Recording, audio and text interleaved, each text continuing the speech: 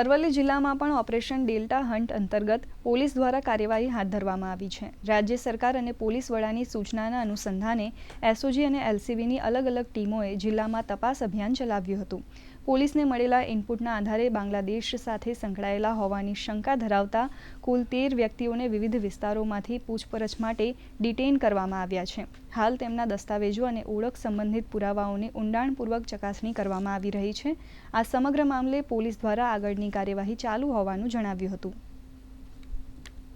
અથવા બાંગ્લાદેશ સાથે સંકળાયેલા જે નાગરિકો છે એમને એની ચકાસણી કરી, એની માહિતી મેળવી અને તેમના વિરુદ્ધમાં અસરકારક અને પરિણામલક્ષી કાર્યવાહી કરવા માટે સૂચના આપવામાં આવેલી, જે અંતર્ગત અરવલ્લી જિલ્લાના એસઓજીના police inspector Shri PB Chaudhary સાહેબ તથા તેમની સાથેના તથા એલસીબીના police sub inspector Shri Vaghela સાહેબ, વિજય તોમર સાહેબ, રાઠોડ સાહેબ તથા અન્ય પીએસઆઈ તથા માણસોની 6 ટીમો બનાવવામાં આવેલી અને અરવલ્લી જિલ્લાના જે તાલુકાઓ છે એમાં 13 જેટલા ઈસમો જે બાંગ્લાદેશ સાથે સંકળાયેલા હતા એમને શોધી કાઢવામાં આવેલા છે।